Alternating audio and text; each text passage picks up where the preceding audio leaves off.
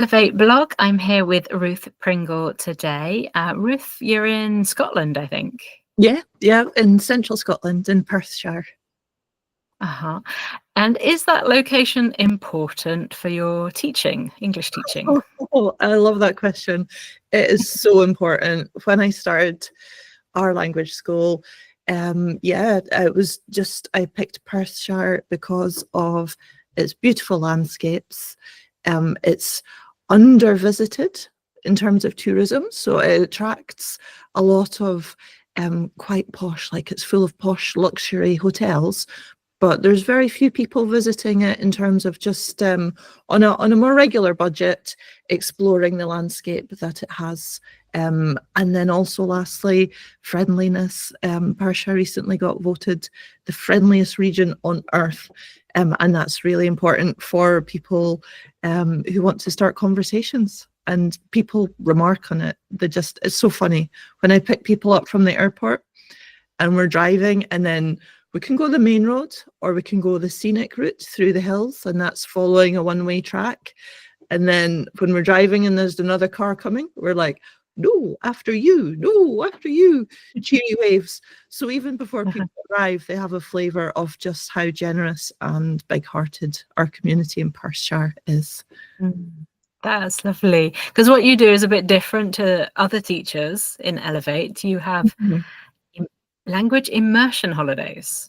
Yeah, I'm starting to call them language conversation holidays now, because the immersion is a little bit loaded in terms of its methodology, whereas what I'm trying to do is abandon quite a lot of traditional English language teaching and not even think about it as teaching, but creating.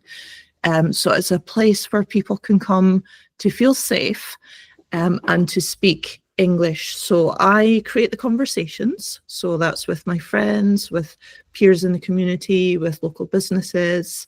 And so there's lots of different places to start practicing and speaking English.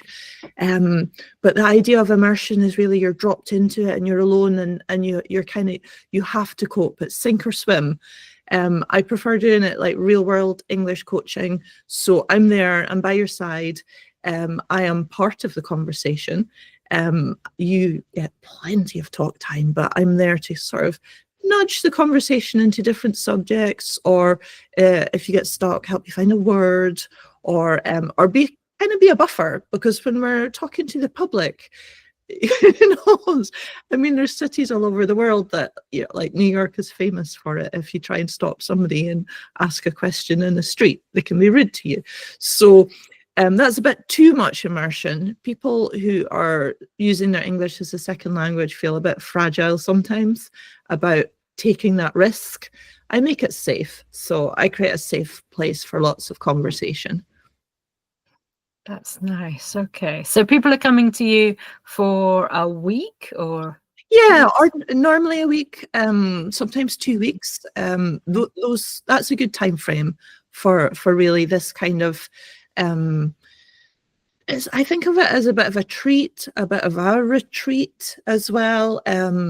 It's tiring using English all day, every day. So even when it's fun, like I have people say, I'm tired and I don't know why. I'm like, well, you're speaking English 10 hours a day. And they're like, oh no, but it doesn't feel like work. But your brain is working. So a week's kind of perfect for this. We fit in lots of activities that are designed to be relaxing and restful and peaceful. So you're constantly being rejuvenated and replenished. But it's designed for a short burst of English holiday. Nice. So what kind of people are taking holidays with you? Are they business people, creative people? Yes. Mostly professional people, well, all professional people. And then in the beginning, I was expecting to attract more creative people, because the way that I deliver this course is it draws on my creative skills and it draws on my creative energy and my love of culture. But actually what I'm finding is attracting people who are professionals living in cities, who are just short of time in nature. They have all so far had a desire to be creative. Like they come and they say, oh, I'm not a creative person, and they're like, well, actually I like drawing flowers, or oh, I've always wanted to try mono printing, or like, or even photography. They've got an interest in taking photographs. So I mean, I genuinely think most people are creative. They say, oh, I'm not creative, and then cook an amazing meal and you go, you're creative. But they're not people who describe themselves as creatives. But certainly using that creative energy is part of the secret of unlocking the English, because if you're making something, if you're doing something with your hands, even if you're washing a lettuce, just imagine washing a lettuce and the action that takes. Your mind and your hands are thinking about the lettuce, and that's enough to quiet the part of your brain that is fearful of English. It's not enough to stop you speaking, but it's enough to quieten the little part of your brain that goes, you can't do this, which so many English learners have. So a week of that is transformational. So what you're doing is, if I come on holiday with you, I'm not going to sit down and do lessons at the table. Is that right? No, you're not going to come and sit down lessons at the table. It's more about exploring Scotland. So when you book with me, we start having a conversation about things you like and don't like. So it's not the same holiday for anyone, really. Some people want to walk 10 or 15 miles a day, and we can build a holiday around that. For other people, that's their worst nightmare, and they just want to visit galleries and museums and sit in cafes and drink hot chocolate. We can do that too. So it's really, I find out what your interests are, and then I find out, or I work out what's slightly outside of your comfort zone in terms of putting you in situations that are new and familiar. Now, not in a scary way, just in a, I think that English language practice and development works best when you're not doing something that you would ordinarily do, because your senses are more receptive. You're thinking about where you are. You're open. You're receiving. Your guard is down. You're enchanted by what you're looking at. All of these things help you love English. So lessons, no. In terms of language acquisition, no. There's still a language acquisition element. So in terms of working out, we'll set 1 or 2 language goals for the week, no more than that. But it might be you're not comfortable using the present perfect. It might be that you've only ever learned to use will for the future, and we want to soften that slightly. So we'll describe the goals, and then as we go through the day,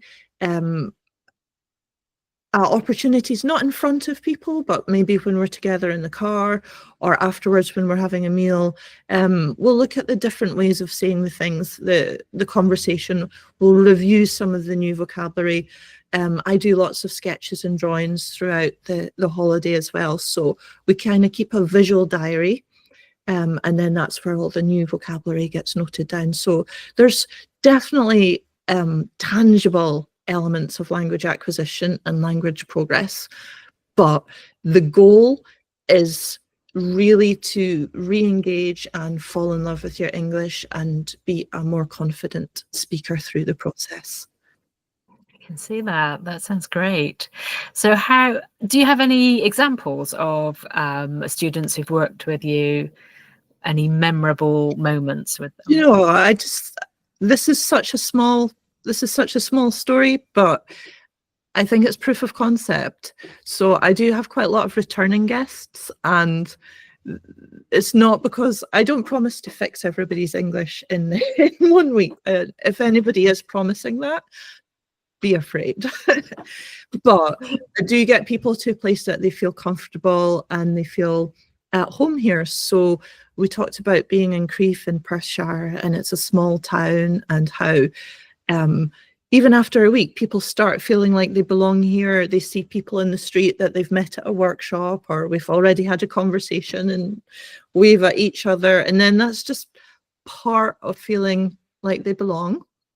But the story I want to share is one of my learners who she came 1 year, and part of the activities I had lined up was to go to a concert. So it's a folk singer, and he was singing songs.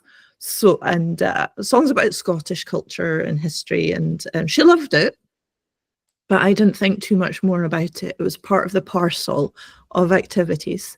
And then fast forward 1 year and she's back, and then we're playing music in my car, and she puts this song on and starts singing along in English. And I said, "Oh, who's this? I don't recognize this." And she's like, this is the concert I went to last year. And she'd been listening to his Scottish singer Dougie MacLean, and so like she'd been listening to his music, she'd loved it, she was listening to it, she knew the lyrics of these songs, and she's back in Scotland in my car singing all these songs about Scotland, returning to Scotland. Oh, nice. It's just like that's how it works. That's when you know something is working. That is, yeah, it was a beautiful moment. Yeah, that's really nice. Yeah, to see that it's in a way intangible input. Yeah, it's not easy to measure. I plant tiny seeds, so many seeds. They're not all going to take and grow, but you know, the results of just having a few of those is so powerful.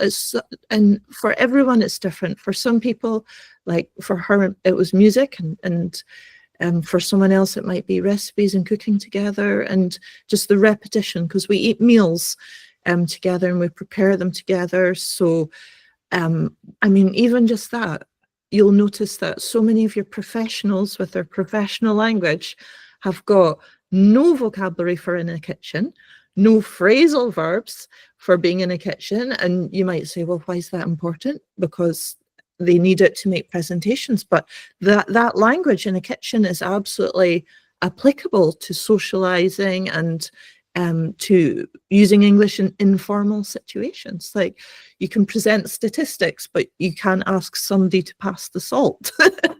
They're both really important. Exactly. Yeah, definitely. Okay, Ruth, I think I have an idea, but why is it? What do you love about teaching? What keeps you being a teacher? Yeah, I don't know where to start. I get to share things that I really love, which I think that's probably obvious, but I'm so passionate about Scotland and its nature and its environment, and I want people to visit it and to share the landscape, but not in a way that is intrusive onto nature. And so the way that I share the landscape, which is part of the fabulous way of unlocking your English, is sort of through invitation. So I work with like people whose profession it is to protect wildlife, to plant trees, and they become part of the holiday, they become part of the story. So I feel like not only am I helping people with their English transformation, but in exchange, my business and my vision is kind of a more positive one for sharing culture and protecting landscape, and a real positive form of tourism. And just increasingly keen to be an ambassador for that. Yeah, it's really important, isn't it? Great. Thank you very much, Ruth. That's really nice to hear from you today. My pleasure. Thank you so much for having me on to talk about this.